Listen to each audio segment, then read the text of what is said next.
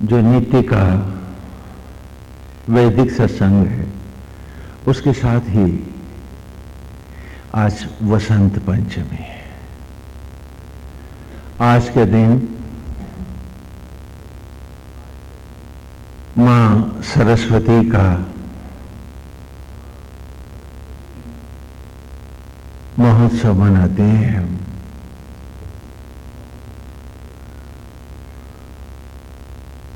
जैसा कि वेद की ऋचाओं में भी हमने जाना कि सरस्वती विद्या की देवी का नाम है। जब हमने ओम शब्द की व्याख्या की तो उसमें हमें 3 अक्षर मिले, आ, ओ और मां। आ से अस्तित्व तत्व धारक ब्रह्मा, ऊ से उत्पत्ति सृजन और सृजक विष्णु, मां से मृत्यु मृत्युंजय महेश। और इसी प्रकार ब्रह्मा जी का जो जीवन का, ब्रह्मा जी का जो सृष्टि का उद्देश्य है, सरस ज्ञान के रूप माने गए हैं भगवान ब्रह्मा। वेदों को उन्होंने ही प्रकट किया है। तो उनकी ये जो वेद को प्रकट करने की धारा है, इसी का नाम पड़ा सरस्वती। विष्णु उत्थान करते हैं तो लक्ष्मयी लक्ष्मी ये विष्णु के साथ प्रकट हुई। और इसी प्रकार महेश्वर महाशिव प्रलय और मोक्ष दोनों को देने वाले हैं, आवागमन से मुक्त करने वाले हैं। तो उनकी जो प्रकृति बनी वो आदि ज्वाला, आदि शक्ति दुर्गा पार्वती। वेदों को स्पष्ट करने के लिए प्रतीकों का माध्यम लिया गया। तो अक्सर आप सोचते हैं कि ये पुरुष है, ये नारी है। ये जो देवता हैं, जो अविनाशी हैं, अजन्मे हैं, केवल उनको पढ़ाने के लिए बच्चों को, हम बालकों को यथा बनाते थे। जैसे समय है, अब आप बता सकते हो समय स्त्री है कि पुरुष है? बताओ मेरे को, कौन है? टाइम, समय कौन है? काल है। तो वो कैसा दिखता है?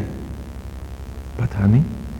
लेकिन यदि मैं मंच पर नाटक करना चाहूं और समय आकर बोले तो किसी लड़के को ही तो धृतराष्ट्र बना के खड़ा करूंगा। तो इसी प्रकार यहां किसी प्रकार के संदेहों में न पड़ते हुए हम अपने आप को समझें कि हमने विद्या की देवी का नाम सरस्वती क्यों रखा। जो सरस ज्ञान, सरस्वती में पहले 3 अक्षर क्या है? स, रा और सा। कि ज्ञान भी हो तो वो पैना ना हो, कैसा हो? रस से संयुक्त हो तो सरस हो। और ज्ञान सरस है, हमने केवल जान लिया इतने में हमारा उद्धार नहीं होना। क्योंकि सारे ग्रंथों को पढ़ने के बाद भी जान लेने से यदि हमारा काम हो सकता तो हम भोजन को जान लेते और हमारा पेट भर जाता। लेकिन ऐसा होता नहीं है। उस भोजन को जान लेने के बाद भी जब तक हम खाते नहीं हैं और जब तक वो हमारे शरीर में पचता नहीं है, हमें शक्ति और ऊर्जा नहीं देता। देता है क्या? तो कहा ज्ञान हो और सरस हो। ज्ञान हो और क्या हो? सरस हो। और रस की भांति मेरे रोम रोम में समा जाए कि मेरा संपूर्ण जीवन सरस्वती, वत माने सदृश, उसके जैसा होना, उसी के अनुरूप हो जाना, उसी में ढल जाना।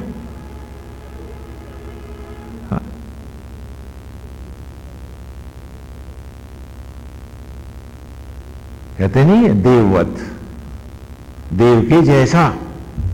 तो सरस्वती यानी रसमय जीवनी देवी के जैसी हो जाए हमारी जिंदगी, हमारी मनोवृत्ति, हमारे जीवन की कामनाएं, तो क्या हो, सरस्वती पूजन हो जाए। केवल ज्ञान लादने से काम नहीं चलता है कि स्वामी जी हमें तो सारी कथाएं आती हैं। पूछा जीवन में कोई उतरे क्या?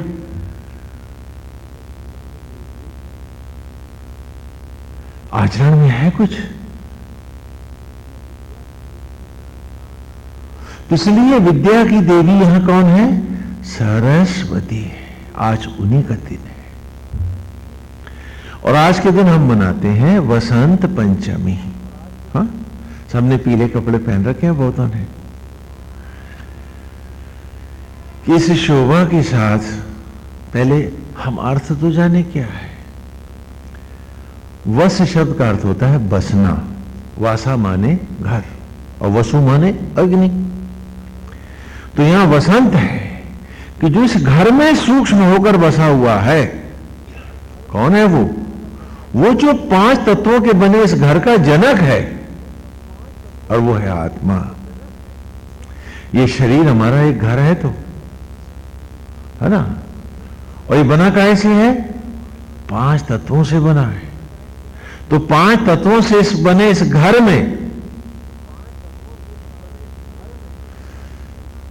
वो जो नारायणी ब्रह्म ज्वालाएं, जो अग्नियां हैं, उनमें बसना है। ये संकल्प बसंत पंचमी का है कि आत्मस्थ होकर जीना है। एक युग था, एक समय था कि जब ये व्रत और त्योहार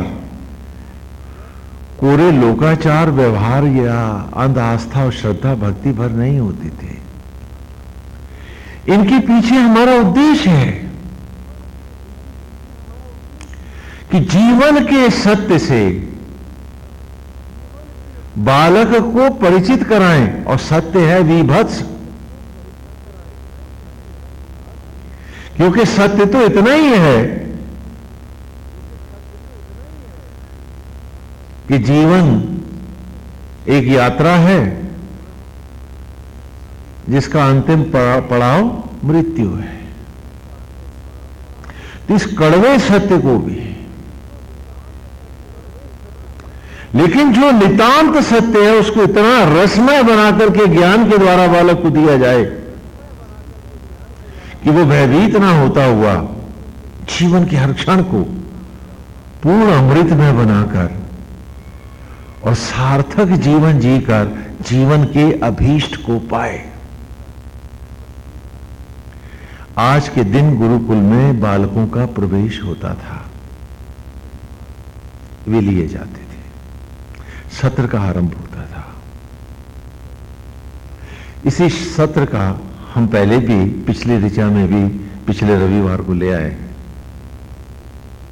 कि सानो वृषण नमुम चरुम सत्रादावन अपहा वृद्धि अस्माभ्यम अप्रतिष्कुता।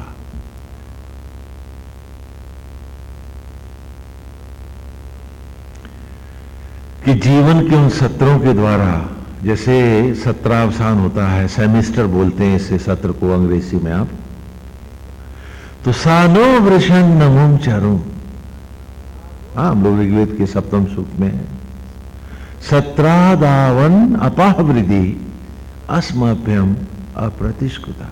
पूर्व की ऋचा में आप ले आए इसी सूक्त में।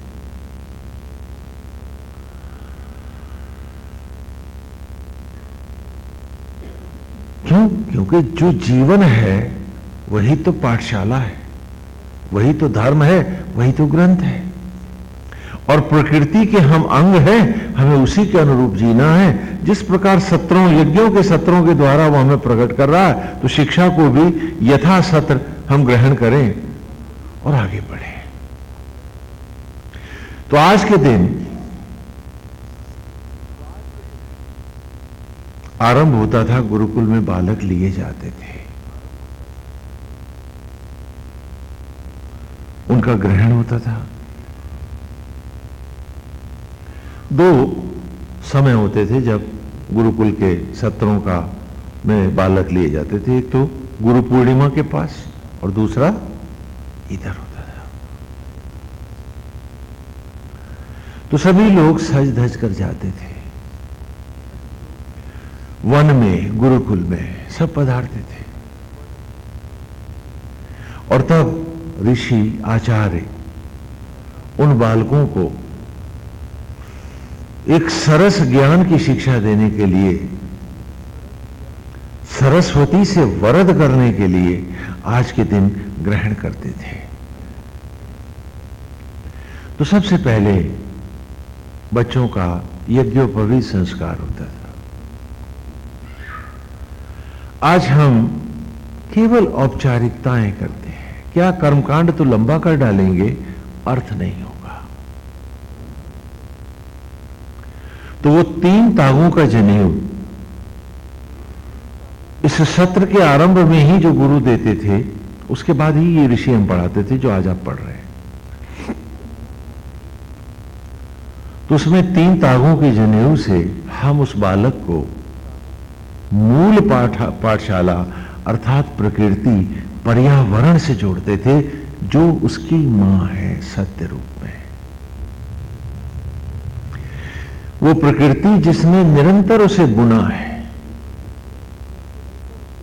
वो जिन जिन वस्तुओं से बना है वो सचराचर है। जिन बर्तनों में ढला है वही है मम्मी पापा, और वो हलवाई जिसने बनाया है वो है आत्मा। तो हम सबका उसको यथा परिचय देते थे।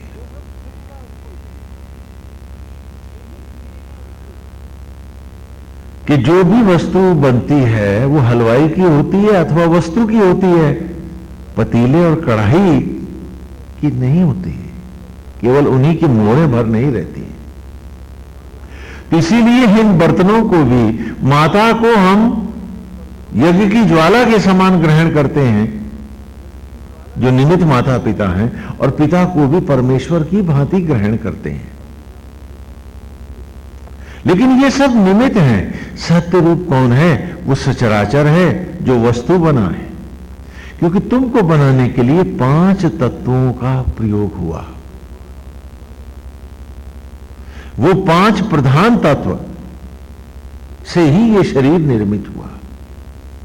और वो 5 हैं क्षिति, जल, पावक, गगन और समीर।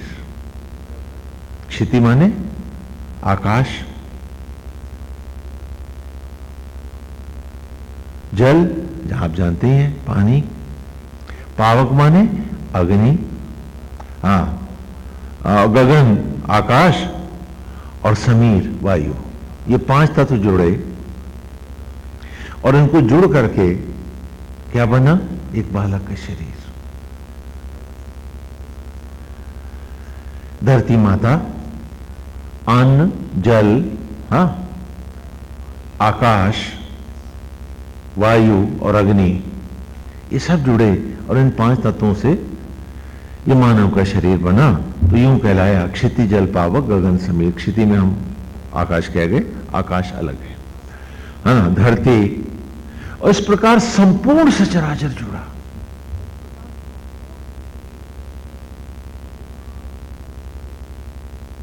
और जब सब के सब जुड़े तब एक मानव का शरीर बना। तो आज शिक्षा में यज्ञोपवीत को हम इसलिए धारण करते हैं कि ये 3 तागे उन 3 पुनीत यज्ञों का प्रतीक हैं, जिनके द्वारा तू बारंबार चिता की राख से मनुष्य का रूप पाता है। वो कौन है जो तुम्हें लाते हैं? तो सबसे पहले 3 सूत्रों का, 3 तागों का जनेऊ, और उसके बाद ही सरस्वती की पूजा। और सरस्वती से पहले जनेऊ के बाद भी एक पूजा और है, विनायक की पूजा, गणपति की पूजा। अन्यथा सरस ज्ञान भी हमारा अभीष्ट नहीं हो सकता। तो 3 तागों में पहले सूत्र से हमने पढ़ाया, जो कि वेद में हम पढ़ते हुए आ रहे हैं, कि किस प्रकार ईश्वर आत्मा होकर जब यज्ञ करता है तो चिता की राख ही तो है जो पानी का संग करती है किसी बूढ़े का तन और पेड़ों के पास से गुजरती है, तो सबसे पहले उन पेड़ों में परमेश्वर आत्मा होकर अर्थात ओम होकर, हाँ, ओम में 3 अक्षर जो भी बताए, धारण, सृजन और संहार के यज्ञ के द्वारा वही तो है जो चिता की राख को नाना प्रकार के फलों में, वनस्पतियों में, अनादि में लौटाता है।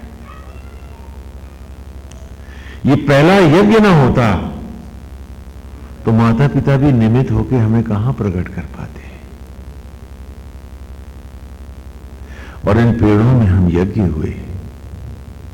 तो पहला तागा है वनस्पति मात्र का भक्त बनना।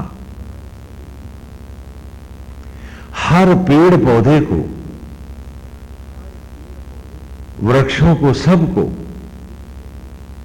अपना अग्रज मानना।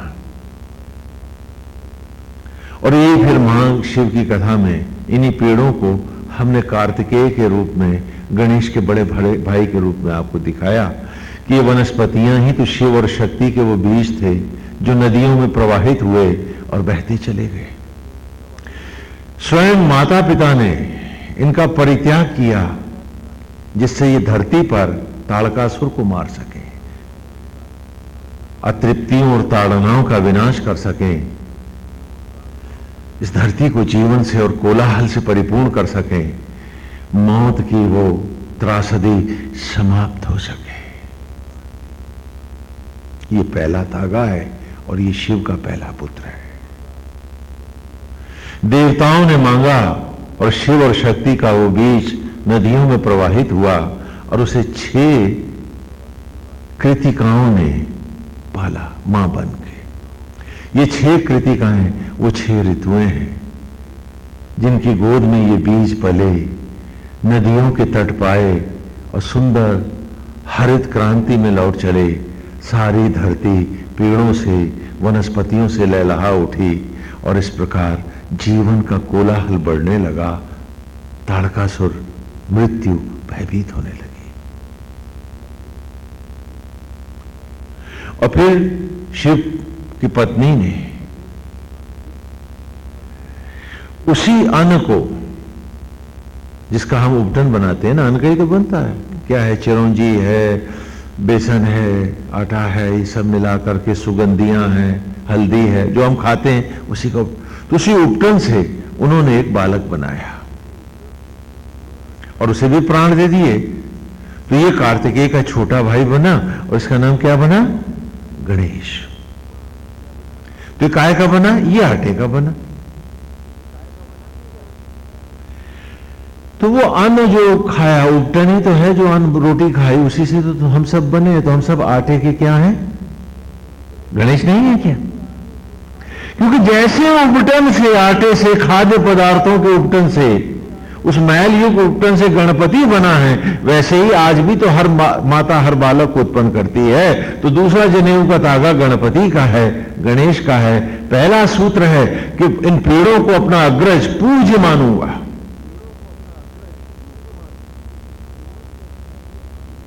खाली माला घुमाने और थाली बजाने से और दिए जला देने से और स्तुतियां गा लेने से कोई आरती पूजा नहीं होती है, जब तक कि वो हमारा आचरण, व्यवहार और हमारा विचार, हमारी मान्यता नहीं है। धोखा हम अपने को ही तो दे रहे हैं, वक्त को दे रहे हैं। क्योंकि जिस आरती में हमारा भाव नहीं है वो हमारी आरती कैसी? तो वो बालक हमारी तरह कोरी आरती नहीं करते थे। आरती उनके जीवन का विचार था, आचरण था और स्वयं को मांझने की एक मनोवृत्ति है कि ज्ञान हो, सत्य का ज्ञान हो और सरस हो, भय न दे, जीवन को और अधिक रसमय बना दे और सरसवत हो जाए। मतलब ज्ञान ही जीवन हो जाए, मेरा विचार, मेरा आचरण, मेरा रूप जो मैं जानता हूं वो ज्ञान हो जाए। आज डिग्री अलग है, छात्र अलग है। ये भेद गुरुकुल शिक्षा में नहीं है। तो दूसरा सूत्र भगवान विनायक है। गणपति की हम विशेष चर्चा पहले भी कर चुके हैं कि दूसरा सूत्र क्या है कि उन्हीं वनस्पतियों को जब एक दंपतियों ने भोजन के रूप में ग्रहण किया, ईश्वर ने ही आत्मा होकर जब यज्ञ किया तो अन्न ही तो था जो रक्त मांस आदि के कणों में लौटता, धारण सृजन और संहार के यज्ञों के द्वारा गर्भ में शिशु का रूप पाया। वो मां जो अपने तन की उंगली नहीं बना सकती, बताओ उसने बेटा कब बनाया? वो आत्मा ही तो था जो बना रहा था। और इस प्रकार दूसरा तागा है जनेऊ का कि प्राणी मात्र को ईश्वर का मंदिर, यज्ञशाला, धर्म स्थली मानकर सब में एक नारायण वास करता है, एको ब्रह्म द्वितीय नास्ति, क्योंकि सबको वो एक पिता परमेश्वर ही तो बना रहा है। ये मानते हुए हम सबके हित में, सबके प्रति ईमानदार होकर इस यज्ञ के रहस्य को जानने के लिए सब में नारायण देखेंगे और सबके हित में जिएंगे। कभी भी संकीर्णताओं में, लोभ आदि मनोवृत्तियों में फंसकर सिर्फ मैं और मेरा के लिए हम नहीं जिएंगे। क्योंकि जब पिता ने सांसों की कीमत न मांगी, इस कुदरत ने नहीं कहा कि मैंने तुझे शरीर दिया है, ला पैसे दे, तो सिर्फ पैसे के लिए जीना, तो किसी भी योनि को, निकृष्ट से निकृष्ट योनि को भी लज्जित करके जीना है।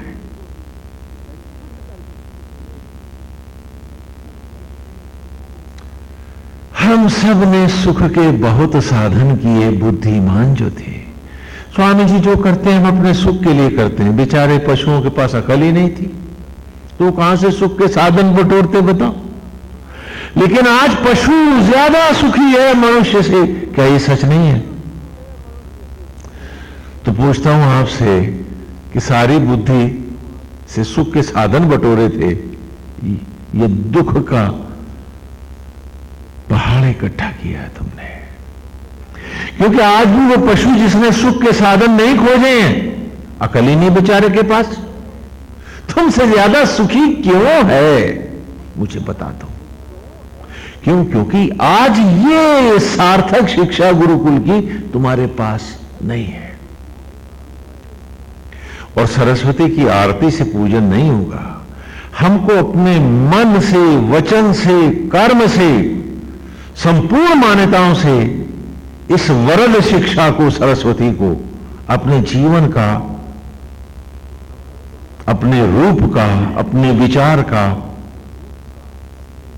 संपूर्ण मानना होगा, उसी में अपने आप को ढालना होगा। तो पहला सूत्र है कि वनस्पतियों का, कार्तिकेय का भक्त बनूंगा।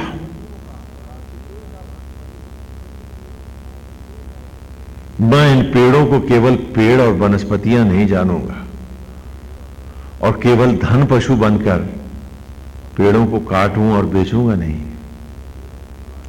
वरन इनमें मैं अपना पूर्वज देखूंगा, अपना अग्रज देखूंगा, अपना सर्वस्व देखूंगा कि ये ना हो तो ताड़कासुर इस धरती पर जीवन का विनाश कर दे, ये पर्यावरण ना होगा तो मनुष्य कहां होंगे, उनकी औलादें कहां पलेंगी।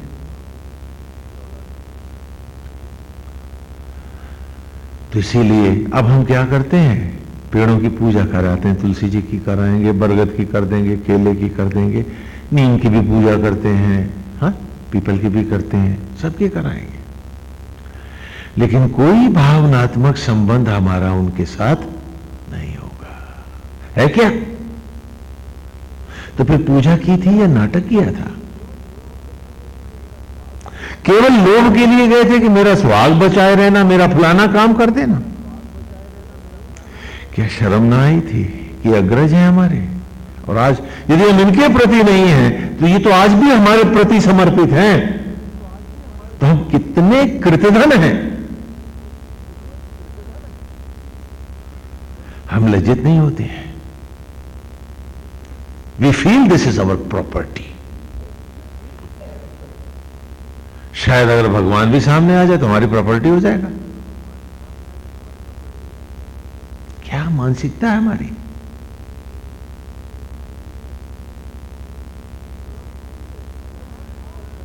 और हम भूल गए कि हम हर सांस के भिखारी हैं, हर क्षण वो भीख में दे रहा हमको। एक क्षण के जीवन की सामर्थ्य हम में नहीं है और दंभ हमारे कितने हैं। क्यों? क्योंकि आज ये यज्ञोपवीत ये ज्ञान हमारे पास नहीं है। तो पहले सूत्र से था कि मैं अपना अग्रज मानूंगा, इनके प्रति समर्पित होकर जीऊंगा, तभी तो ये अपना रहस्य देंगे हमको कि धारण, सृजन और संहार के कौन सा यज्ञ है, कैसे मिट्टी नाना वनस्पतियों में लौटाती है। और जिस दिन हमने इसको जान लिया, हमने भी तो ताड़कासुर को पछाड़ दिया, क्योंकि अब मौत हमारे सामने हाथ बांधे खड़ी है। हमें किसी की इंतजार नहीं है, क्योंकि धारण, सृजन और संहार के इस रहस्य को हम पा गए। हम तभी तो पाएंगे जब हम उसके भक्त बनेंगे, क्योंकि वो रहस्य इनके बाहर नहीं, इनके हृदय में है।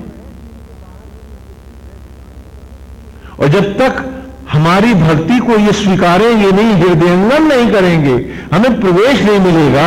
हम कैसे जानेंगे कि वो आ, ओ, मां या गॉड कह लो, GOD, G for generator, O for operator and D for destroyer. Allah में भी 3 शब्द हैं, अलिफ लाम हे, धारण, सृजन और संहार। जब जब धर्म की कल्पना हुई थी, कुदरत को ही किताब माना गया था। फिर जब जब सांप्रदायिकता और अज्ञान बढ़ते गए, हम किताबों के गुलाम बनते गए और उसी कुदरत से कट गए जो मूल पाठ था। बात इतनी सी थी।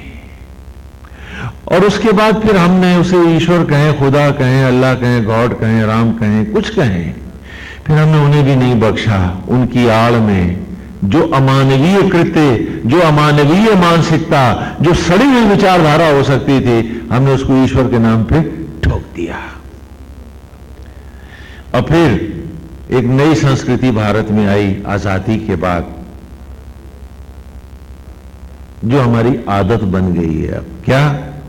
उस संस्कृति का नाम, मैं किसी एक पार्टी विशेष की बात नहीं करता, मैं तो एक संस्कृति, राष्ट्रीय संस्कृति की आपकी बात कर रहा हूं। क्या? कि सत्य में हमारी पूर्ण आस्था है।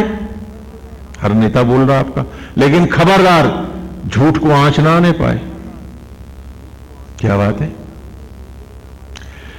मानवीय मूल्यों में हमारी पूरी आस्था है, लेकिन खबरदार सांप्रदायिक संकीर्णताओं को हम पूरा संरक्षण देंगे। क्या बात है? एक नई संस्कृति आई है।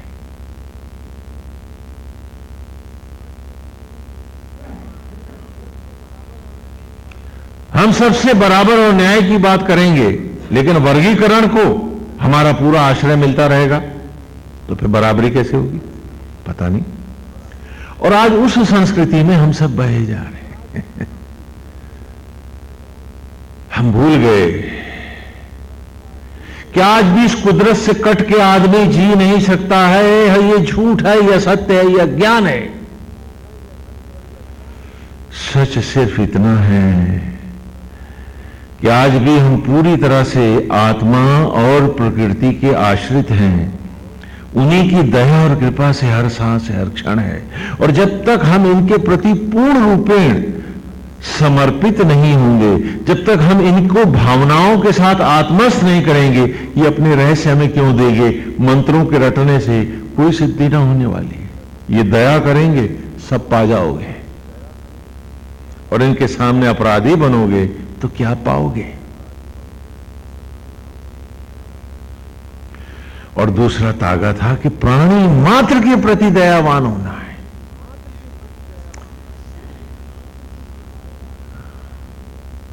आज आदमी ने मान लिया कि सारी धरती उसकी है, क्योंकि ईश्वर तो सिर्फ उसका है।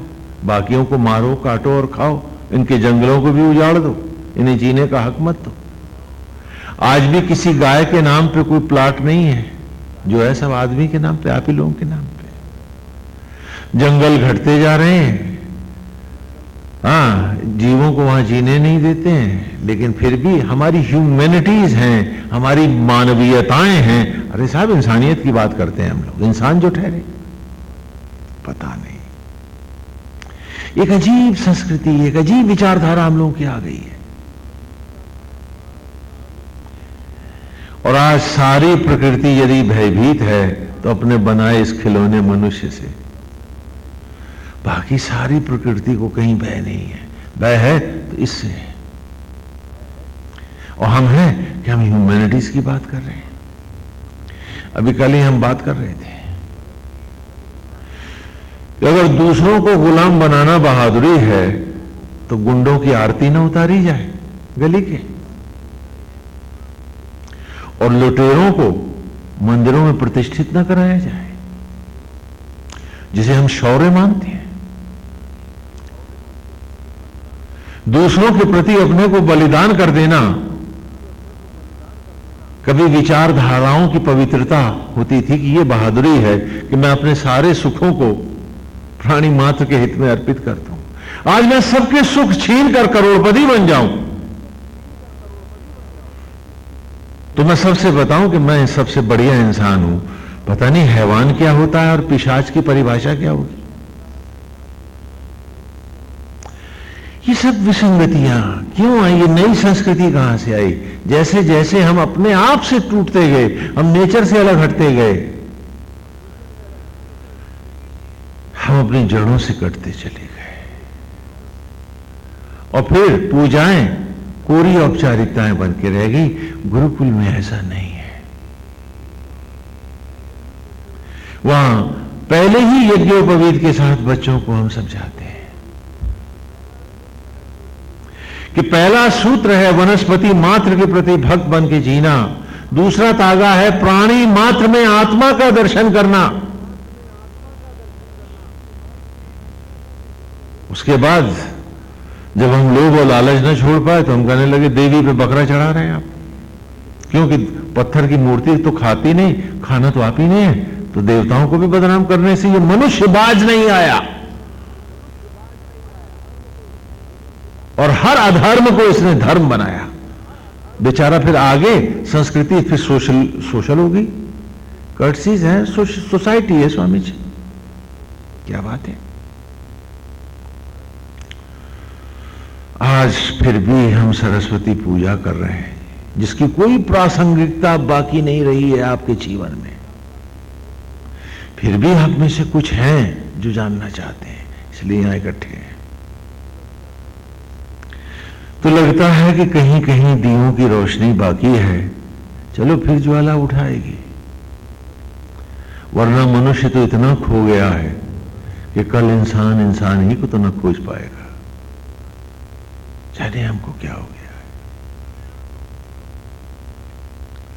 और तीसरा तागा है जो अभी पिछली ऋचाओं में आप पढ़ाए हैं, पिछले सूक्त में, कि बेलू चिदारुष तनु भिर गुहा चिदेंद्र वन्नी भी अबिंदु श्रयानु, कि ये शरीर जो है तुम्हारा, ये तीसरा तागा है इस जनेऊ में, कि ये शरीर ही तो वो मंदिर है, पंच तत्वों से बना है। ये पंच तत्वों से बना यही तो वो मंदिर है जैसे स्वयं आत्मा नारायण होकर विराजते हैं और जीव होकर तो पुजारी है, खाली एक निमित्त है, इसका प्रयोग कर रहा है, बनाना तो नहीं जानता। तो यदि तू आज इसके साथ ईमानदार नहीं, ये यदि नारायण की बनाई इस धरोहर को, इस प्रकृति के और उस पुरुष के द्वारा दिए हुए शरीर को, इस रूप को यदि तू धर्म पूर्वक धारण नहीं कर रहा है, अरे तू कौन सा धर्म है तेरा, कौन सा भगवान है तेरा, कौन सी मानवीयता की बात करता है तू।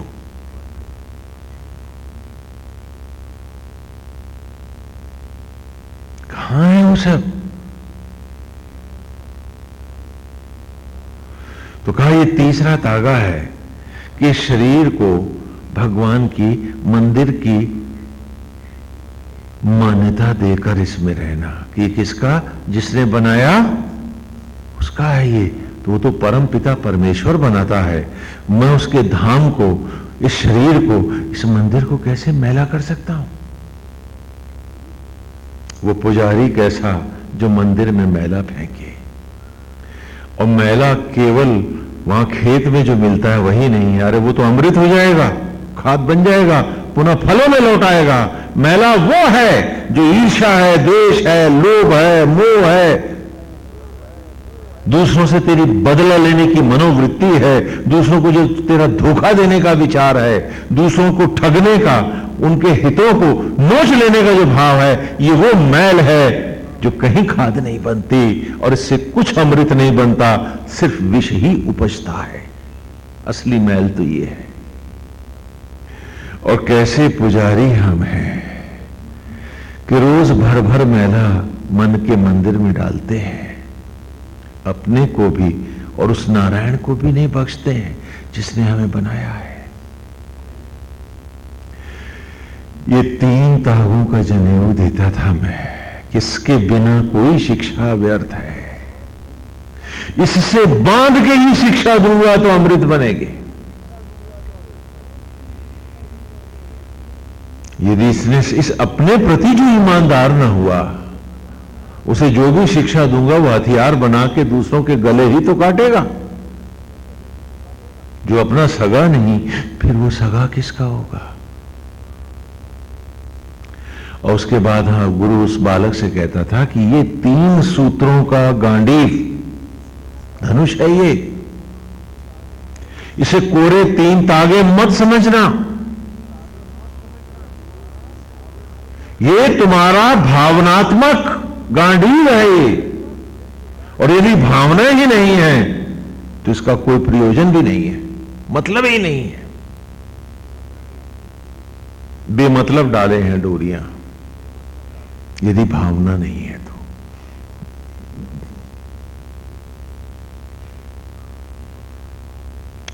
किस पर 7 गांठ बांधता हूं मैं, कि 7 वासनाओं को बांध के रखेगा, इन्हें न खुलने देगा कभी। ये गांठ खुल गई तो जनेऊ कैसा? और आज उन 7 गांठों को खोल के ही जीना हम सार्थक मानते हैं। 7 गांठें थी, काम, क्रोध, मद, मोह, लोभ, मत्सर और अज्ञान, हिंसा। आज इन्हीं के लिए हम जिंदा हैं। तो जनेऊ किसके कर रहा तू? कौन है जो करेगा धारण इसे? आज आपके गले में पड़ा ये यज्ञोपवीत या गाय के गले में पड़ी डोरी यदि भावनात्मक नहीं है तो दोनों का मतलब तो एक ही हुआ ना, डोरियां हैं।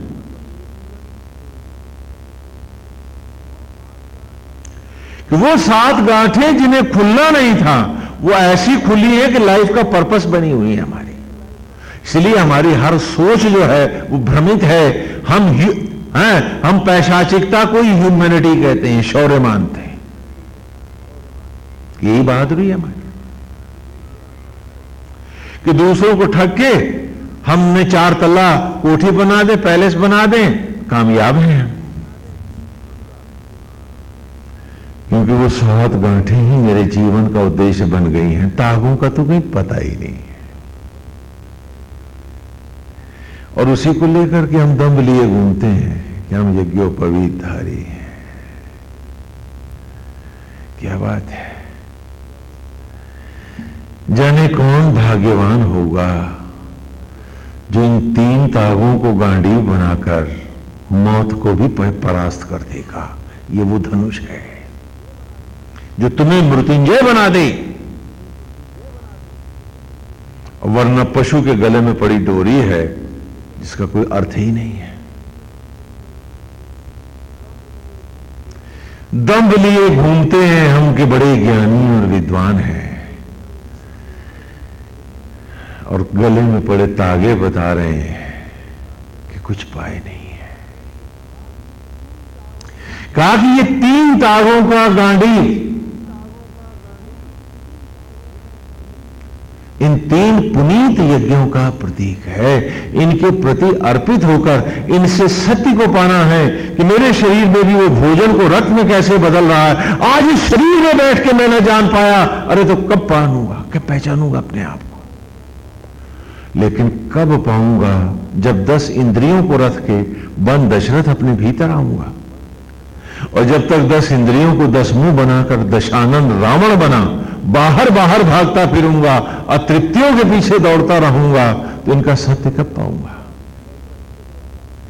और तब हमने बालक से कहा कि ये गांडीव, ये धनुष, हम तुम्हें धनुषाकार पहना रहे हैं। क्यों? क्योंकि 10 इंद्रियों के अर्जन से अर्जित होने के कारण तुम ही ऐन्द्र हो, अर्थात अर्जुन हो, जीव हो। जीव ही अर्जुन है। आत्मा ही सारथी है जो शरीर रूपी रथ को चला रहा, और ये शरीर रथ है और मायाओं का महासमर महाभारत है। यही धनुष है तुम्हारा। उसके बाद ही हम उसे गुरुकुल में प्रवेश देते थे कि अब तुम सरस्वती के अधिकारी हो। तुम्हें पूजा का अधिकार देते हैं, ज्ञान का अधिकार देते हैं, क्योंकि वो ज्ञान जो इसके बिना है वो तुम्हें अकाल मृत्यु ही देगा, कभी वरद नहीं होगा। और देश की आजादी के बाद हमने सोचा था कि शायद अब फिर विद्या की देवी सरस्वती ही बनाई जाए और ये यज्ञोपवीत, ये भावनात्मक जीवन के लक्ष्य एक बार फिर हम छात्रों को दे पाएंगे। लेकिन विलायती जनेऊ आपका आज भी शिक्षा में यथावत कायम है। वैदिक यज्ञोपवीत का कोई स्थान नहीं है। और जो नया जनेऊ है जो आज हर स्कूल पाठशाला में और आप सब अपने बच्चों का करा रहे हो, वो 3 उद्देश्य ये नहीं है। आज 3 नया जनेऊ कौन सा 3 तागे क्या है? अच्छी नौकरी, बढ़िया तनख्वाह और मोटी घूस। ये 3 तागे हैं, ये 3 पर्पस है आपकी लाइफ के। And you talk of humanities. शायद मानवीयता भी कितनी लज्जित होती होगी ये सोचकर कि सब लोग मानवीय हो गए हैं, तो पता नहीं मैं अपने को अजनबी क्यों पा रही हूं। क्या बात है। आज का ये मनोरम दिन, ये बड़ा ही अमृत दिवस होता था हमारा। आज के दिन नगर ग्राम भी सजाए जाते थे कि नए सत्रों का वन में गुरुकुल में आरंभ हो रहा है। जो नहीं पहुंच पाते थे वो वहां व्रत तीर्थ आदि करते थे, नदियों के किनारे जाते थे, क्योंकि इस समय ये वसंत पंचमी है तो नए कोपलें आ रही हैं, नई वन संपदाओं को पुनः खड़ा करेंगे, नदियों के किनारे नए वृक्ष लगाएंगे, नए पेड़ पौधे खड़े करेंगे, क्योंकि एक अवसर यहां होता है और एक अवसर बरसातों में होता है। यही 2 सत्र माने गए थे और इन्हीं में ये सारे उत्सव, व्रत, त्योहार और तीर्थ आदि तीर्थों पर, वनों में, उपवन में, घरों में, हर जगह कि हम जीवन की नई ज्योतियों के ये दीप हैं जो वनस्पतियां हैं, इन वृक्षों को जगह जगह खड़ा करेंगे, धरती माता को वसुंधरा बनाएंगे, चारों ओर हरित क्रांति लाएंगे। और इस प्रकार ये त्योहार मनाए जाते थे, क्योंकि वेद का ऋषि बालक को केवल भ्रम नहीं देना चाहता है, सत्य पढ़ाना चाहता है। वो सत्य जो हम निरंतर इन वेद की ऋचाओं में पढ़ते चले आ रहे हैं। आज उस सत्य के न होने के कारण ही तो आप सब मान बैठे हैं कि आप जो कर रहे हैं वो ठीक है। यदि आपने उस सत्य को, प्रकृति को सामने रखा होता तो आज इतने लंबे प्रवचन की भी हमें जरूरत नहीं पड़ती। कि सच क्या है कि जीवन एक यात्रा है और हम सब पथिक हैं, यात्री हैं हम सब। ये वो यात्रा है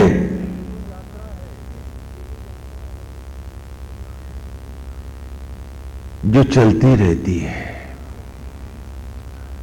इसका ठहराव मौत है, क्षणिक, और ये पुनः चल देती है।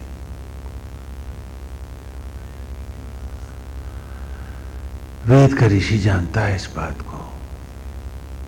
आप लोग जैसे ट्रेवल करते हैं, रेलगाड़ी में भी यात्रा करते हैं, तो रेलगाड़ी में के डब्बे में जिसमें आप प्रवेश पाए हैं, न तो आप उसमें किचन सजाते हैं, न ड्राइंग रूम, न बेडरूम बनाते हैं क्या? हाँ, डब्बे में घुसे हैं, जितनी जगह मिली है बैठ जाते हैं। लेकिन आपको शायद नहीं मालूम, हम में से बहुत से लोग रेलगाड़ी के डिब्बे में भी क्या करते हैं, बढ़िया ड्राइंग रूम सजाते हैं, उसमें टीवी भी लगाते हैं, सब कुछ करते हैं। पता है आपको कि जब यात्रा लंबी होती है, हवा लगती है, हवा के झोंके आते हैं,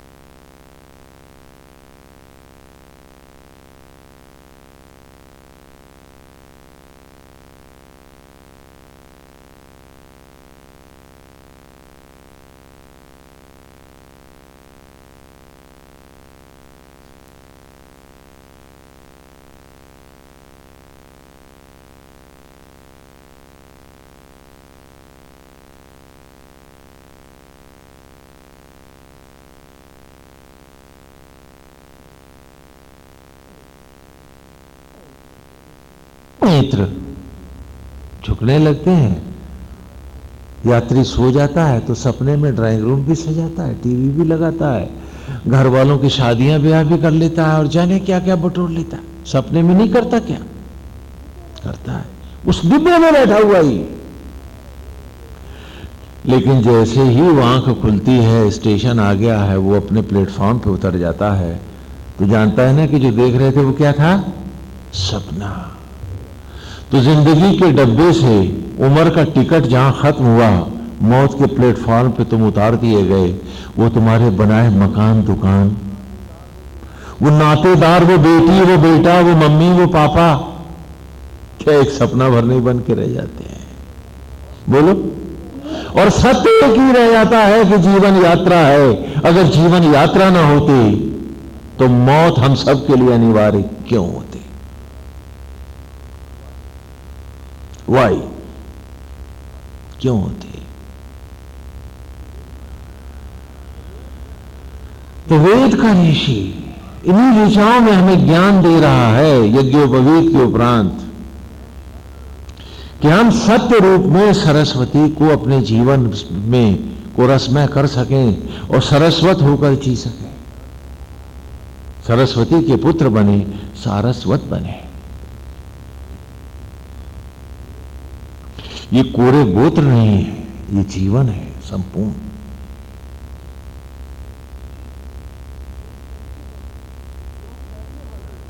तो कैसे बनाएं कि सबसे पहले इसके जीवन में सत्य को अंतिम रूप से उतार दें कि जीवन एक यात्रा है और तू महज एक यात्री है। कुछ जानने आया है, कुछ समझने आया है, और जहां सत्र का अवसान हो जाएगा तो भी तो जिंदगी के डब्बे से बाहर हो जाएगा। फेल होगा तो भी बाहर होगा, और पास होगा तो भी बाहर होगा। कॉलेज बंद जो हो जाएगा, स्टूडेंट अपने घर ही तो जाएगा। तो क्या इस जीवन के सत्र में, इस यात्रा में तू पास होना चाहता है या फेल? पूछ अपने आप से। क्या सिर्फ स्वप्न ही जीना चाहता है, सत्य को, वास्तविकताओं को ठुकराकर? क्योंकि तेरा ईर्ष्या, द्वेष, लोभ, मोह, अतृप्तियां, इच्छाएं, समस्याएं, ये सारी तेरे स्वप्नों की ही तो गुत्थियां हैं, स्वप्न संसार की ही तो ये पहेलियां हैं। क्योंकि सत्य तो क्या है कि जीवन एक यात्रा है, मौत उसका प्लेटफॉर्म है। मरना हम सबको है। गिने चुने दिन हैं, जितने पुण्य हैं उतना बड़ा टिकट है, और उसके बाद मौत का प्लेटफॉर्म है, और फिर वीरान पटरियां हैं, बियाबान, शमशान सा वो प्लेटफॉर्म है। कहीं से रोशनी दिखती नहीं है, अंधेरे ही अंधेरे हैं। मैं झाड़ियों के पीछे पटरियों पर भागता फिर रहा हूं, तन पे कपड़ा भी तो नहीं है। अपने से लज्जित हूं, अपने से शर्माया हुआ। कुछ याद भी है तो धुंधली धुंधली सी, ये मौत के बाद की तस्वीर जो हम सब देखते हैं।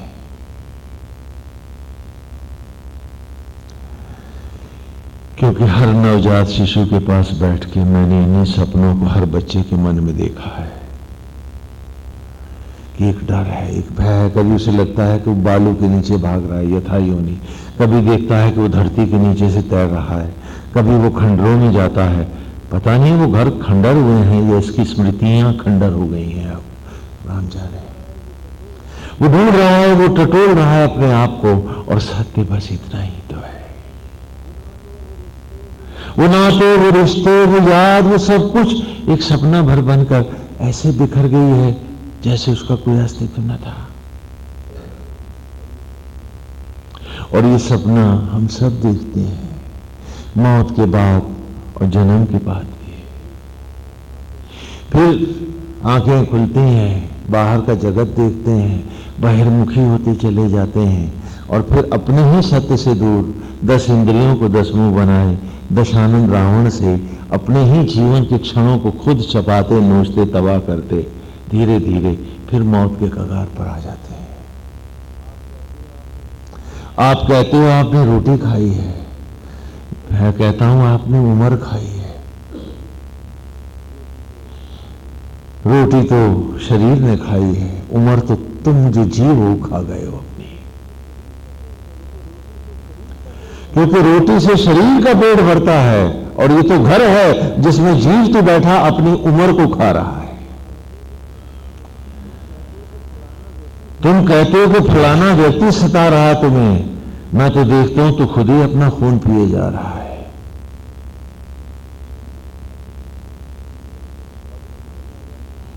और इतना ज्यादा खून बढ़ गया है कि कभी बिल्डिंगों को पिला रहा है तो कभी अतृप्तियों को खिला रहा है। अपनी उम्र अपने को ही नोच नोच के खिला रहा है। इतना सगा है तू अपना, तो फिर औरों का भी तो कितना होगा सगा? पूछ अपने आप से।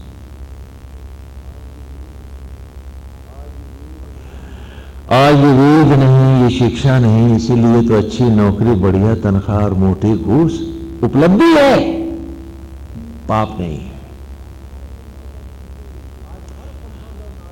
आज हर संबंध और नाते और रिश्ते पर ये पैसा और ये 3 उद्देश्य चढ़कर बैठे हैं, इसलिए तो हर नाता रिश्ता तुम्हें कांटे सा गड़ रहा है, जबकि पशुओं में ऐसा नहीं है।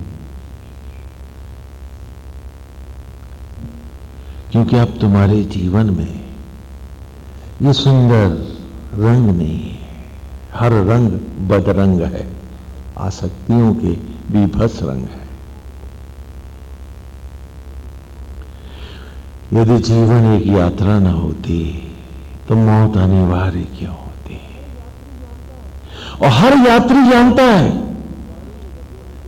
कि रेलगाड़ी के डब्बे में कोई मकान दुकान पूरा कुनबा नहीं रख के ले जा सकता एक टिकट पर।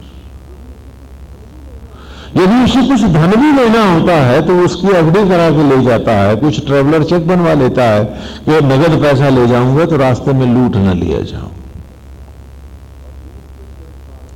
और 20 के प्लेटफार्मों पे वो अपनी एफडी नहीं खुलवाता, ट्रेवलर चेक कैश नहीं करता, क्योंकि जब मंजिल पे पहुंचूंगा तो क्या भीख मांगूंगा, संभाल के रखता है। तो वेद हमें दिखाता है कि तप की एफडी और धर्म पूर्वक जीने के पुण्यों के ट्रेवलर चेक ही तो हमारे साथ जाने हैं, और हम हैं कि उनको भी यही नगद करना चाहते हैं स्वप्नों में, और पूरे निर्धन होकर के ही हम आगे जाना चाहते हैं।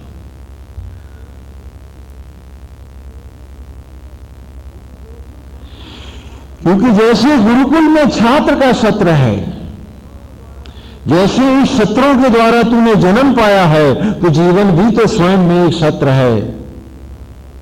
सानु वृषण नमुम चरुम सत्रादावन अपावृद्धि अस्मभ्यम अप्रतिष्कुता। कि जैसे सत्र है जीवन के, जैसे यज्ञों के द्वारा अन्न और अपा, अन्न और जल के यज्ञों के द्वारा तो जीवन की वृद्धि करने वाला है, सत्रों के द्वारा तो हम सबको उठाने वाला है, तो जीवन भी तो अपने में सत्र है, क्योंकि वो भी तो अवसान की ओर जाने वाला है, अप्रतिष्कुता, अप्रतिष्कृत होने वाला है, समाप्त होने वाला है।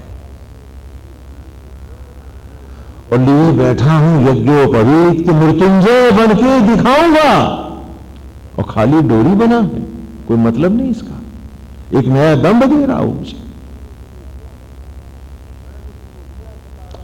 मैंने तुम्हें लिया था तागा कि मैं मौत को भी परास्त करके दिखाऊंगा, और धारण, सृजन और संहार के रहस्यों को एक ईमानदार जिंदगी जीता हुआ अपने भीतर इन रहस्यों को पाकर और स्वयं करने की क्षमताओं को पाकर दिखाऊंगा। इस मनुष्य की योनि को व्यर्थ नहीं करूंगा। और संकल्प था मेरा, उद्देश्य था मेरे जीवन का, वही आज की ऋचा है। खोल लो जिन्होंने ब्लैक बोर्ड से लिए, खोलें ब्लैक बोर्ड से ऋचा है। क्या है? तुंजे तुंजे या उत्तरे, तुंजे तुंजे या उत्तरे स्तोमा इंद्रस्य वज्रेणा न विंधे अस्य सुष्टुति। ये 7वीं ऋचा है, 7वें सूक्त की। मधुचंदा ऋषि प्रथम मंडल, प्रथम ऋषि, और इस 7वीं ऋचा पर आज हम आ रहे हैं। ऋचा ऋचा हमने अपने को जाना है, पढ़ा है, पहचाना है। काश ये पहचान हमारी संपूर्ण पहचान हो जाए, और ये धोखे की जो पहचाने हैं ये सब खो जाएं, तो आज की पंचमी पंचमी हो, आज का सरस्वती वंदन सरस्वती वंदन हो जाए। कहा किसानो वृषण नमम चरुम, कि जिस प्रकार यज्ञों के सत्रों के द्वारा अन्न अपावृद्धि, सत्रों के द्वारा, यज्ञों के द्वारा जैसे तूने अन्न को और जल से जीवन की वृद्धि करी, उसी प्रकार ज्ञान के सत्रों के द्वारा जैसे तूने हमें सत्य की मंजिल दिखाई और दिखाया कि यज्ञों से उत्पन्न हुआ जीवन, इसे यज्ञ में ही अप्रतिष्कुता, वहीं पर समर्पित होना है, और हम विषयों को, असत्य ज्ञान और सपनों को अर्पित होते आए। हमें अर्पित वहां होना था, हमें तो वहां जाना था। क्यों? क्योंकि यज्ञ ही तो दोबारा उभारता मुझे। आज आप कहते हो स्वामी जी मेरा परिवार है, घर है, स्वामी जी मेरा वंश है, मैं पूछता हूं कौन लौटाएगा तुमको? क्या ये सब थे जब पहले भी इन्होंने लौटाया था तुमको? तो आगे भी कौन इनमें लौटाएगा तुमको? और क्या ये जानते हो हाथ बनाना? उसी यज्ञ से तू फिर लौटेगा जिस यज्ञ से तू लौटा था, और आज तू उसी का नहीं है, असत्य अज्ञान और सपनों भर का है। तो बता तुझे फिर कौन लौटाएगा? ना तो तू इस प्रकृति को ईमानदार है, न तेरा कार्तिकेय से कोई संबंध है, न तू गणेश ही बन पाया है, न तूने सरस्वती को जीवन में रस में बनाया है और लौटाया इस प्रकृति ने और इस पुरुष ने था तुझे। बर्तन तो बहुत होंगे, यदि हलवाई ना हुआ और वस्तु ना हुई तो तू लौटेगा कैसे? कैसे आएगा तू? कि वो मां जिसने तुझे जन्म दिया उसे आज भी अंगुली अंगूठा बनाना नहीं आता, तुझे बनाया कब था उसने? तो आगे कौन बनाएगा तुझे, कौन लाएगा तुझे? पूछ अपने आप से। किन सत्रों को सामने रखना था तुझे, इस सत्य में ही झूम जाना था तुझे, इस जीवन को एक रस बनाना था तुझे, आत्मा के रस से रसना था, आत्मा के रंग से रंगना था तुझे। और मौत से भी भय कैसा, जिसने तो आना ही आना है। या तो विषयांत जगत में पितृयान में चिता की लकड़ियों पर सुलाएगी मुझे, नहीं तो देव अर्थात आत्मयान से भी तो मुझे नया रूप लेने आना ही होगा, लेना ही होगा। और दोनों अवस्थाओं में लौटाएगा तो देवयान ही मुझे, आत्मा ही लौटाएगा। पितृयान मुझे भस्मी के कणों में छितरा तो सकता है, बना तो नहीं सकता है। ये जानते हुए मेरे लिए उचित क्या था, वही ऋचा है कि तुम जी या उत्तरे, कि क्षण क्षण जो उत्तरायण होता जाता है अभ्यास के द्वारा, उभरता जाता है, जो उत्तरायण होता है, ऊपर उठता है। तुंजे माने क्षण क्षण, बारंबार, निरंतर जो अभ्यास करता जाता है कि नहीं मुझे तो निरंतर प्रयत्नशील रहना है, निरंतर मुझे इसमें समाये रहना है, मुझे इसी में क्षण क्षण ऊपर उठते चले जाना है, मुझे सत्य को किसी भी स्तर पर नहीं गंवाना है। तो तुंजे या उत्तरे स्तोमा इंद्रस्य वज्रणा, स्तोमा माने यज्ञ, इंद्र से आत्मज्वालाओं के, इंद्र माने ब्रह्मग्नि, उसमें जो क्षण क्षण पकता है अपने आप को, अपने हर क्षण को आत्मा में ही पकाता हुआ और स्वयं को आत्मा का निमित्त बनाकर कर्तव्यों को केवल कर्तव्यों में ही करता हुआ और पूर्ण रूपेण आत्मा के सौंदर्य पर, उसकी मनोहारी छवि पर अपने ही आत्मा गोविंद को अर्पित हो जाता है। और उसी यज्ञ का होकर जो क्षण क्षण इसमें पकता है वो क्षण क्षण ऊपर उठता है। न निंदे अस्य सुष्टुतेन, जिसे मौत भी नहीं बींद सकती, जिसे मृत्यु भी परास्त नहीं कर सकती, ना विंधे, जो बींधा नहीं जा सकता मौत से, जिसे कोई भाला मृत्यु का, कोई डोरी यमराज की बांध नहीं सकती, अस्य ऐसा सुष्टुतेन, वो पुष्ट हो जाता है।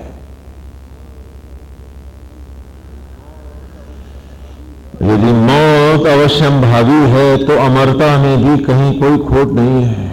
बात मेरे जाने की है, मैं चाहूं तो तोड़ सकता हूं इसे, मैं चाहूं तो इस राह भी जा सकता हूं।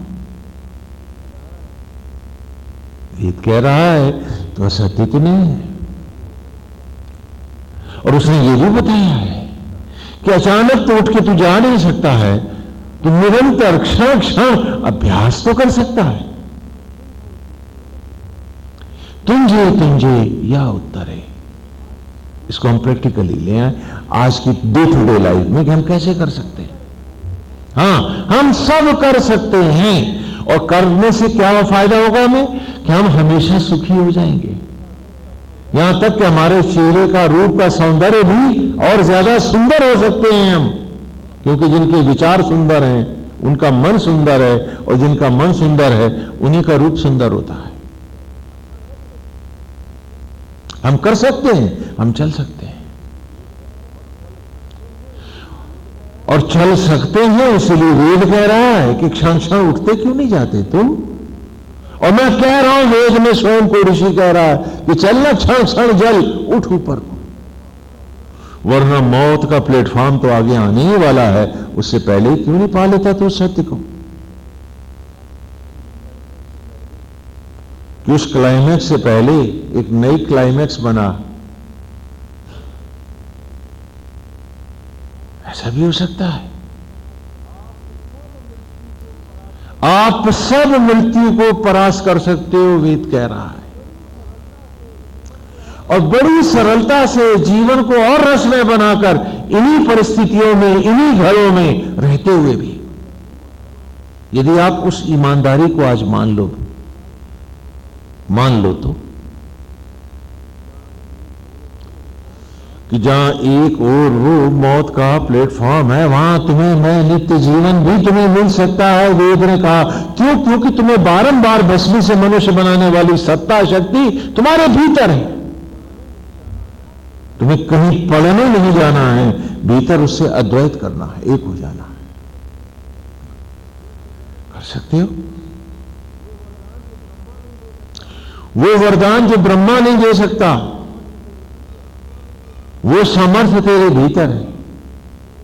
वो आत्मा का ही नाम यहां कृष्ण है, वो तुम सब में बैठा, तुम पा सकते हो उसे, और उसको पाने में भी कोई घाटा नहीं होने वाला है। जीवन और सुखद और रसीला और रसमय होने वाला है यदि आज तुम पाना चाहो इसे तो। और क्यों नहीं हो सकता है?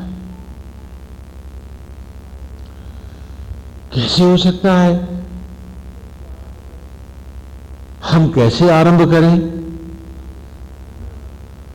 तो थोड़ा हम अपने अपने करीब हो जाए। देखिए, सारे रहस्य आपके पास हैं, क्योंकि लगता है इस धरती से मनुष्यता जाने वाली है, इसलिए हम वेद को अब रहस्य नहीं रख रहे हैं, आपके सामने खोले दे रहे हैं। जो चल पाएगा वो पाएगा, बाकी अंधेरों में मर्जी आपकी। कभी ये वेद केवल गुरु और शिष्य तक इनके रहस्य रहते थे, इसीलिए भाष्यकारों को कभी कुछ मिला नहीं था, सारी कमेंट्रियां पढ़ाई। आज सब खुले दे रहे हैं कि उस अंधेरी रात से पहले जो पा जाओ, वक्त है अभी भी पास तुम्हारे।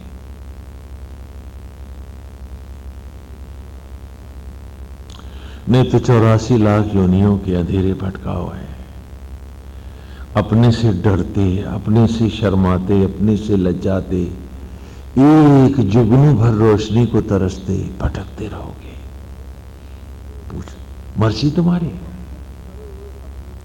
चाहो तो सिर्फ सड़े हुए सपने जी लो, और चाहो तो सपनों को भी सुंदर बनाकर यथार्थ के साथ जीना सीखो। मर्जी तुम्हारी। प्रकृति ने, परम पिता ने, परमेश्वर ने हमें जो मस्तिष्क दिया है वो बड़ा ही अद्भुत है। कल्पना करें कि एक व्यक्ति कार चला रहा है, तो सड़क देख रहा है ना, ड्राइविंग कर रहा है,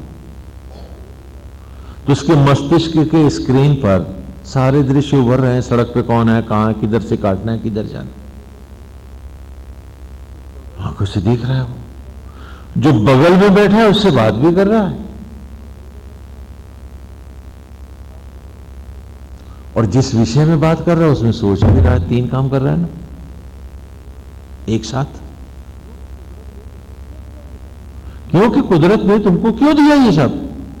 क्योंकि कुदरत चाहती थी कि तुम्हारे पास एस्केप रहे, तुम सत्य की राह आराम से जा सको, तुम्हें कोई दुविधा ना हो। और अभी ये 3 स्तर नहीं है कि एक स्तर पे वो गाड़ी चला रहा है, दूसरे स्तर पे जो बैठा है उससे बात कर रहा है, मुखातिब भी है उसको, और तीसरे स्तर पर जो बात कर रहा है उसके विषय में पूरी फिल्म चल रही है दिमाग पे, जो बातचीत हो रही है, जो सोच रहा है वो। और चौथे स्तर पर सड़क पर जो फैमिलियर फेस मिला है, जान पहचान, तो उसको भी मेमोराइज कर रहा है कि फलाना फलाने के साथ खड़ा पान खा रहा था, मैंने इतने बजे शाम को देखा था उसके। बोलो करता है नहीं करता? बोलो करते नहीं करते हैं इब्राहिम? घर में तुम रसोई बना रही हो, पड़ोसन आ गई है, तुम खाना पकाती जा रही हो, पड़ोसन से भी बात कर रही हो, और जिस विषय में बात कर रही हो उसको सोच भी रही हो, और जो बच्चे बैठे हैं उन्हें खिलाते भी जा रही हो। ऐसा तो है नहीं कि रोटी थाली की जगह नाली में डाल दी हो तुमने। बोलो, तो फिर मुश्किल क्या है? फिर क्यों हम सारा दिन पाप में जीना चाहते हैं? कि जब हमारा मस्तिष्क एक साथ 4 स्तरों पर काम कर रहा है, तुंजे तुंजे तुंजे तुंजे, ये है। एक स्तर में हम भगवान की मनोहारी छवि बसा दें और मनसा वाचा कर्मणा अपने आप को इनका निमित्त बना लें। अब 3 स्तरों पे हम सारे काम नहीं कर सकते क्या? बोलो। है? गंदी बातें, गंदे विचार, फलाने ने बेइज्जती कर दी, फलाने ने ऐसा कहा, फिर मैंने ऐसा कहा, फिर मैं ऐसा कहूं तो मेरी शान हो जाएगी। गंदगी सोचने के बजाय उसकी मनोहारी छवि को क्यों न सोचा जाए? पूछो अपने आप से। ये भी तो कर सकते, नहीं कर सकते? मुश्किल है क्या? बाकी 3 स्तरों पर तो सारे काम करो। गंदगी सोचने वाले से स्तर को नारायण को अर्पित कर दो। जो अतीत की बेकार के कूड़े सोचा करता है, अतृप्तियों में फंसाए रखता है, इसमें उसकी मनोहारी छवि का नशा करेंगे, उसके रूप का आनंद लेंगे। अपने को संकल्प दे दो। क्या मुश्किल काम है? नहीं कर पाओगे। और इसमें उसकी मनोहारी छवि को निरंतर बसा लेने से क्या है कि अब हम इसके निमित्त हो गए, तो जो भी कर रहे हैं इसके प्रति कर रहे हैं कि भगवान बार बार, एक तो सौंदर्य में मन फंसा है, ईर्ष्या द्वेष से छुट्टी मिल गई। अब गंदे विचारों से भी हम बच निकले तो शरीर और मन दोनों रोगी होने से बच गए। क्या नहीं कर सकते हम? इसमें घाटा है क्या? हाँ, और इन 3 स्तरों पर तुम रोटी भी पकाओ, पड़ोसन से भी बात कर लो, थाली में रोटी डाल भी दो। हाँ, और उसके बीच में मन का एक भाव गोविंद में सदा खड़ा रहे। क्या मुश्किल काम है? बोलो। लेकिन आज हम इतना भी करने को राजी नहीं है, इतना भी, कि पहले ये झुकेगा तुझे। अब क्या है कि घर गृहस्थी भी हो रही है, भाई कर्तव्य कर रहे हैं, जो कुछ है गोविंद का है, सत्य तो यही है कि जीवन यात्रा है और प्लेटफॉर्म पे तो उतरना है। नारायण चाहें तो अपनी जगह ले जाएं, नहीं तो मौत का प्लेटफॉर्म तो ले ही जाएगा हमको। अरे देवयान गोपाल दे दे तो अच्छा है, नहीं तो पितृयान में तो जाना ही है। क्या ये सच नहीं है? वह इसी को याद करते हुए उसकी मनोहारी छवि में बसते रहे कि भाई दोनों जब एक होना है तो चलो इसके रूप में बसे रहो। कहो ये स्वीकार ही ले। और सच क्या है कि अगर ईश्वर हमें, तो आज भी हमें इतना प्यार करता है कि मां बाप कोई ऐसा प्यार नहीं देता जो प्रभु दे रहा है। न देता तो मेरी जूठन को रक्त में क्यों बदलता, रोम रोम ज्योति बन के मुझ में समाया क्यों रहता, नहीं तो ये शरीर सड़ न गया होता। तो वो मुझसे लिपटा हुआ है, वो मुझे प्रेम कर रहा है, लौट के क्या मैं इतना सा प्यार नहीं कर सकता उसको? सिर्फ इतना सा। अरे पूछ लो ना आज अपने आप से, पूछो अपने आप से कि कोई तुम पर इतना प्यार न्यौछावर कर रहा है, और क्या इन 3 हिस्सों में संसार जीकर एक हिस्सा उसमें उसका प्राण प्रतिष्ठा मूर्ति की नहीं कर सकते? तो निरंतर, क्योंकि प्राण प्रतिष्ठित मूर्ति फिर हटाई नहीं जाती है, याद रखना। बोलो बोलो। कि जो भी काम करेंगे उसकी मनोहारी छवि में बसे। नारायण आप ही का संसार है, आपके निमित्त कर रहे हैं, क्योंकि जीवन तो एक यात्रा है, सिवाय आपके रूप के, आपके प्यार के, आपकी ज्योति के और तो कुछ जाना नहीं है।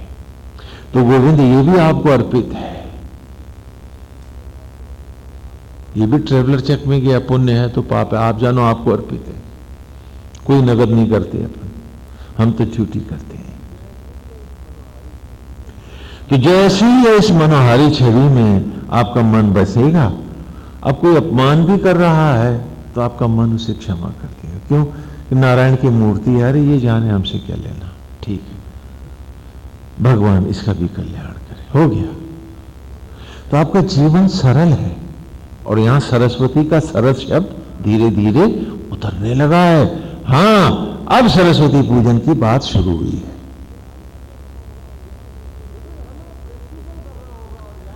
लेकिन हमें प्रैक्टिकल करना होगा। और याद रखो, प्राण प्रतिष्ठित मूर्ति फिर हटाई नहीं जाती है, और उस मूर्ति को हटाए बिना तुम ईर्ष्या, द्वेष, लोभ, मोह में और गंदे विचारों में जा नहीं सकते हो। क्योंकि मंदिरों में जब प्राण प्रतिष्ठित मूर्ति होती है तो हटाते नहीं है। वो क्यों यहां करके दिखाते हैं कि ऐसे इस मंदिर में उसके मनोहारी छवि की तू भी प्राण प्रतिष्ठा कर। और जिंदगी भर ईर्ष्या की प्राण प्रतिष्ठा करी, द्वेष की, लोभ की, मोह की, कपट की, इनकी सबकी प्राण प्रतिष्ठा कर रहे हो। बोलो, अभी 3 हिस्सा छोड़ दिया है, सिर्फ एक हिस्सा खाली तुझे का है। और जब इसमें ही वो समा जाएगा, और जब तुम्हारे जीवन में कृष्ण की वो अनहद बांसुरी, वो आत्मा का रस बरसने लगेगा, तो फिर ये एक स्तर नहीं झुकेगा, तुंजे के बाद फिर तुंजे हो जाएगी। अब क्या है? अब तुम स्थिति प्रज्ञ होके जीने की कला में आ गए हो। खाली गीता पढ़ के, स्थिति प्रज्ञ दर्शन पढ़ के कोई स्थिति प्रज्ञ नहीं होता। कमान, यहां हो जाओगे। एक स्तर पर प्रभु को ही गृहस्थी में, कार व्यापार में, सब में बसाकर उसके मनोहारी रूप का ही आनंद लेते हुए जीने की कला एक स्तर पर। और दूसरे स्तर जब अपने आप झुक गया उसमें, सत्संग में, तो अब क्या है? स्थिति प्रज्ञ हो गए। अब तो पूर्ण निमित्त होकर जी रहे हो। और फिर समय के साथ जब आगे बढ़ोगे तो तीसरा स्तर झुकेगा, और चौथा स्तर झुकते ही तुम्हें देवयान से ले जाएगा, नहीं तो पितृयान पर बारी है। और जो कुछ अभी भी तुम्हारे सामने है, इसने जाना है, क्योंकि जब तुम ही जा रहे हो तो ये तुम्हारा कहां है। और देखो, प्लेटफार्म से जब उतर जाता है यात्री, डिब्बे से बाहर हो जाता है, क्या डिब्बा याद करता है उसको? बोलो। और क्या यात्री को याद रहता है कि डिब्बे में पीछे क्या क्या है? तो अभी कुछ समय पहले जो जिंदगी के डिब्बे से मौत के प्लेटफॉर्म पर हमारा उतर गया था मित्र, और उसकी चिता जलाए थे हम कुछ काल पहले, आज उसी की राख से एक पेड़ खड़ा है, हमारा पौधा। क्या उसकी पत्नी जाके कहेगी कि ये मेरा सुहाग है? बोलो, कहेगी क्या? अरे डब्बे से उतरा, यात्री किसका, डब्बा कैसा? कहेगा क्या? क्या कोई बेटा जाके कहेगा कि हमारे बापू हैं? और क्या वो पेड़ पहचानेगा कि ये मेरे पत्नी और बेटे हैं? बोलो, क्या तुम्हें ये सत्य दिखाई नहीं पड़ रहा कि जो सिर्फ असत्य ही जीना चाहते हो? पूछो अपने आप से, पूछो अपने आप से। और ये उम्र के नोट का टिकट पिता ने दिया था तुम्हें, मत भूलो इस बात को। और जब जाओगे उसके सामने और वो कहेगा कि मैंने तुम्हें उम्र की बरसों का ये टिकट बना के जिंदगी का जो दिया था, तो तुम तो हर मिनट इसका, इस धन का से तो तुम हमेशा पीड़ित ही रहे। फलाने की चिंता, फलाने का दुख, फलाने की ईर्ष्या, फलाने का देश, फलाने का बदला। मैंने आत्मा होकर तुम्हें अमृत के क्षण दिए, और हर क्षण को तुम विष बना के पिए हो। तो मैं ऐसा धन तुम्हें दोबारा क्यों दूं? क्योंकि तुम तो सजा ही पाते रहे हो। तो उम्र का नोट फिर न देगा, टिकट न देगा जिंदगी का, तो प्रेत और पिशाच योनियों के अंधेरों में ही तो भटकते रहोगे। और यदि इस रास्ते से यदि झुकते झुकते तुम उसके सामने गए, हर क्षण को तुमने कृष्ण बनाकर रसमय बनाकर जिया है, तो पिता तो कहेगा कि मैंने जो तुम्हें अमृत के क्षण दिए थे, जो धन दिया, तुमने उससे परम सुख उठाया है। तुम्हें उस धन का सदुपयोग करने की कला आती है, तो टिकट अब छोटा नहीं अनंत का ले जाओ, तुम आवागमन से मुक्त हो जाओगे। हो सकते हो तुम, लेकिन तुम्हें सिद्ध करके दिखाना है कि क्या इन क्षणों को तुम पूरी मस्ती आत्मा और सरस्वती के रस से रसमय बनाकर हर क्षण परमानंद में, प्रभु के रूप में, सौंदर्य में, आनंद में बिता सकते हो। तो जाओ अनंत का टिकट ले लो। और अगर हर क्षण तुम सताए जा रहे हो, स्वामी जी फलाना मुझे पीड़ित कर रहा, वहां पति पत्नी की नहीं बन रही है, बाप बेटे में नहीं, हर क्षण के अगर तुम दुखी हो तो बाप यही तो कहेगा, जितने पैसे दिए उतने ही तो तबाह रहा, तो मत ले अब पैसे, जा ऐसे ही है। तो प्रेत योनि है। बोलो क्या चाहते। हम में कोई किसी को नहीं ठग रहा, सब अपनी उम्र ठग रहे हैं। काश इतना हम समझ पाते। और जब हम उसकी मनोहारी छवि में डूब के जीते हैं, तो क्रोध में चेहरा लाल होता है, भय में पीला, क्योंकि विचार ही रंग देता चेहरे को। बदले की भावना से चेहरा भयानक हो जाता है, डर लगता है देख के। तो क्यों ना सुंदर मनोहारी छवि घनश्याम की हो, एक बढ़िया अति सुखदायी मुस्कुराहट उसकी मूर्ति पर मेरी कल्पनाओं की खड़ी रहे। मन उसके सौंदर्य में, उसके रस में, उसके रूप में सदा झुकता चले, झुकता चले। क्षण क्षण खोता जाऊं, डूबता जाऊं उसमें। उसी का निमित्त होकर जैसे वो रखे रहूं, अपनी ड्यूटी कर्तव्य में खोट ना आने दूं। जब तक सुधी रहे कर्तव्य करता रहूं, और जब सुधी ही गोविंद हो गई तो मैंने कर्तव्य छोड़ा कहां। अरे वो तो छूट गया, मैं होश में ही न था, मैं तो गोविंद में खो गया। तो मैं त्यागूं किसी को, यदि कुछ त्याग हो जाए तो इसमें मेरा क्या दोष। कि उसके रूप में, उसके रस में, उसके सौंदर्य में, उसकी मनोहारी छवि में, उसकी अष्टगंध की सुगंध में मन झुकता जाए कि गोविंद आप सब में है। आप ना हो तो यहां कुछ भी तो नहीं है। तो हर रूप में नारायण आप है। मैं रूप की विसंगतियों में क्यों जाऊं, सब में आप है, मैं आप ही का संग क्यों ना करूं। पूछा किसी ने, शिष्य ने गुरु से कि गुरुदेव आप कहते हो सिर्फ एक ईश्वर में ही बस के जीना सीखो, तो अब मैं आंखें खोलता हूं तो सारा संसार दिखता है। तो कहा संसार में जिसको भीतर देखना चाहते हो, संसार में सब जीवों में उसको बसा लो। तो जब सब में उसको तुम बसा लोगे तो खुली आंखों में क्या देखोगे। कहा हाँ वो अंतर का आराध ही दिखेगा। कहा यही कला है, यही उद्देश्य है। इसीलिए कहा है सीए राम में सब जग जाने। खाली गाने का नहीं, इस कला में आने का उपक्रम करो, प्रैक्टिस। इसलिए गीता में भी भगवान ने कहा कि अभ्यासीन तू कौन्तेय, कि हे अर्जुन अभ्यास के बिना इस सत्य को नहीं पाया जा सकता। वो जो कहते हैं उन्होंने कथाएं सुनी हैं, वो जो कहते हैं हमने स्वामी जी बड़े सत्संग किए, हमें सब मालूम है, उन्हें कुछ नहीं मालूम है।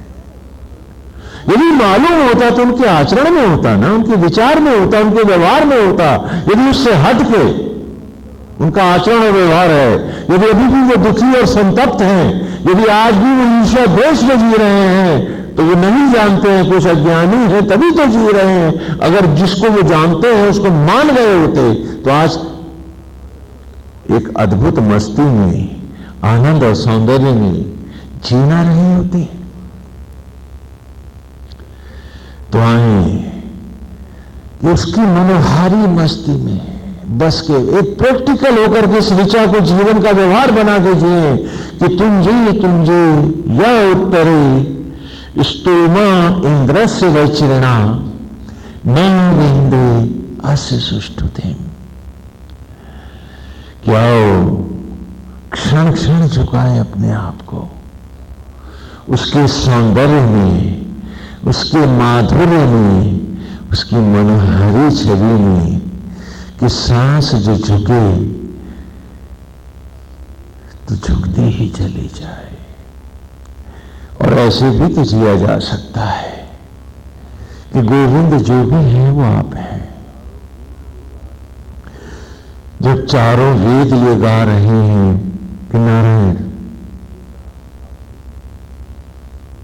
एक राह आप भी हैं, जैसे कि कृष्ण की लीलाओं में भी हमने देखा कि एक कंस है और एक कृष्ण है, दो मार्ग है। मुआद मिथ्याभिमानी मन ही हमारा कंस है। ये विषयी मन कंस हमको अतृप्तियों में बांधता है।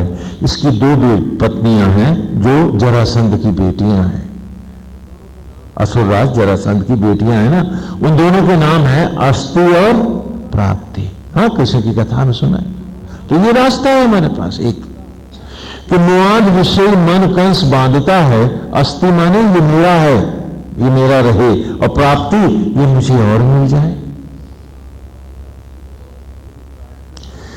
एक ये रास्ता है।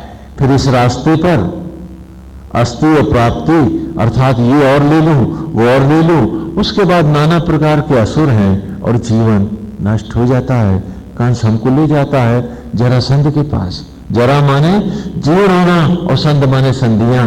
विस्तार से कथा सुनी है आपने भागवत की कथा में कि फिर वो रोग व्याधियां जो गंदे विचारों से हमारे उत्पन्न होती हैं वो हमारी संधियां तोड़ती हैं। जरा माने जीर्ण होना, टूटना, खंडित होना, और संध माने संधियां। फिर पता चला गठिया ने पकड़ा है, स्वामी जी फलाना है। स्वामी जी फिर वैद्य जी के पास है। हमने कहा वो दवाई का इलाज तो कर लेगा, कारणों का निदान तो सत्संग करेगा ना। और जब तक कारणों का निदान नहीं होगा रोगी तो तू फिर होगा। और रोगी होता है पहले मन, फिर होता है तन, और आता है जरासंध के घर। और जब जरासंध भी हमारी संधियां तोड़ देता है तो हमें पार्सल बना के अपने दोस्त काल यवन को दे देता है। इसका मित्र है, भागवत की कथा में आता है। काल माने समय, यव माने बीज, ना माने नहीं। वो वक्त जो तुम्हें पितृयान पर, मौत के प्लेटफॉर्म पर बीज रहित कर देता। मकान सपना है, नाता सपना है, रिश्ता सपना है, सब निर्बीज है। यव ना बीज नहीं है, अब यवन हो गया है। वक्त ने, सब काल ने सब यवन कर दिया है। और दूसरा रास्ता है कि सबसे पहले गोविंद आते हैं कहां? गोकुल में। गो माने इंद्रियां, इंद्रियों के परिवार में आओ एक स्तर झुका दे। नारायण को प्राण प्रतिष्ठित मूर्ति बनाकर आज विराज थे। तो जब इंद्रियां गोकुल होती हैं, जब मन में गोविंद विराज गए हैं, तो विचार सहज ही वृंदावन हो जाते हैं। क्योंकि विचारों के जंगलों में सत्संग की भक्ति कथाएं ईर्ष्या द्वेष की जगह आने लगती हैं। अब नारायण की कथा है, उनका रूप है, रस है, मानस की चौपाइयां हैं, हाँ, कृष्ण के गीत गोविंद हैं। मन उसी में झूमता है, तन सेवा में लगा है, मन गोपाल में बसा है। तो जब इंद्रियां हो गोकुल और विचार वृंदावन हो जाएं, तभी तुम आते हो कहां? अब देखो ना, दो शब्द गए, स्थिति प्रग हुए, तो फिर कहां आए? मथुरा। मथ माने मंथन करना, उर माने हृदय। अब अंतर हृदय को मथने आ गए हैं, मथुरा में आ गए हैं। मथ माने मथो, उर माने हृदय। और मालूम है मथुरा कहां है? यमुना के किनारे है। यमु अर्थात यमराज, मौत का देवता। यमु ना है, मौत नहीं है जहां, गोविंद है वहां। ये एक अनंत का मार्ग है और ये एक अंत का मार्ग है। निर्णय हमको करना है यही श्री राम की कथा में है, यही सारी कथाओं में है, जितनी कथाएं हैं। इसलिए इनको लीला ग्रंथ कहते थे। बाद में क्योंकि इतिहास उनके आप जिनके आप दुर्भाग्य से वक्त के साथ गुलाम बने, वहां हिस्ट्री रिलीजन थी, तो आपने हिस्ट्री पकड़नी शुरू कर दी, तत्व आप खा गए। क्यों? क्योंकि वहां तो इतिहास ही धर्म है। तो अब भूल गए कि यहां इतिहास उदाहरणार्थ अर्थात नाटक के लिए, लीला के लिए लिया है। मूल विषय तुम हो, तुम्हारे जीवन के नाना भाव हैं, तुम्हारा अपने प्रति दिया गया ज्ञान जो है केवल उदाहरणों के द्वारा इतिहास को लिया गया है, वरना हम हर कथा में कहानी तुमको तुम्हारी ही सुना रहे हैं। आज का पर्व ज्योति का पर्व है कि जो महाविष्णु की पीत ज्योतियां हैं और जो सरस्वती का ये रंग है, ये उत्पत्ति और सृष्टि के प्रतीक है। क्यों? कि सृजन का कार्य विष्णु का है, सृष्टि का प्रतीक है। वो सृष्टि चाहे ज्ञान की है, तप की है अथवा जीवन की है। आज उसकी उत्पत्ति का प्रतीक बनना है, तो आओ आज जिस रूप में चाहे नारायण को स्वीकारें, अपनी ही आत्मा को रूप देना है। चाहे तो मां सरस्वती के रूप में ग्रहण करें, लक्ष्मी के रूप में, ब्रह्मा विष्णु महेश के रूप में, कृष्ण अथवा राम के रूप में, एक मनोहारी रूप देना है। कहा कि भगवान की मूर्त कैसी? कहा भक्त की भावना जैसी। तो अपनी भावनाओं का एक सुंदर मनोरम रूप ले और उस मूर्ति को ही अपना सर्वस्व मानकर अपने अंतर हृदय में प्राण प्रतिष्ठित करें। और एक स्तर देखो, छोटी सी जगह नहीं दे सकते क्या? जो हमको सब कुछ दे रहा है, जिसने हमें ये घर भी दिया है, क्या उसके घर में हम उसको एक छोटी सी जगह दे सकते हैं क्या? बस जरा सी छोटी सी जगह। बाकी सारे स्तर छोड़ रहा हूं मैं आपके। क्या इतना भी नहीं कर सकते? पूछो अपने आप से। क्योंकि ईश्वर अभी तुमसे हताश नहीं हुआ है। वो ईश्वर मानता है कि तुम सुधर सकते हो, तुम इस राह आ सकते हो, तुम अनंत को पा सकते हो। इसीलिए तो तुम्हारे जूठन को रक्त में बदल रहा है, तुम्हें सांसें जीवन के क्षण दे रहा है। जब वो हताश नहीं है, वो अपने को पराजित आत्मा नहीं मानता है, तो बोलो क्या इतनी सी जगह दे सकते हो उसको, जिससे फिर अनंत का वो परम सुखद मार्ग तुम्हारे जीवन में वो रस माधुरी एक बार फिर से बहने लगे। हाँ, फिर से प्रज्वलित होने लगे जीवन की ज्योतियां और अनंत की यात्रा के तुम महापथिक हो जाओ। और बड़ा ही इसमें कोई तुमसे पैसा नहीं मांग रहा है, कोई तुमसे भौतिकताएं हम नहीं छीन रहे हैं, केवल इतना कह रहे हैं कि मन का एक कोना बोले दे सकते हो कि उठते बैठते सोते जगते मन सदा उसके सामने मुस्कुराता रहे, उसी को देखता रहे, उसकी शोभा करता रहे, उसे ही गाता रहे और उसके सामने रोमांचित हो निरंतर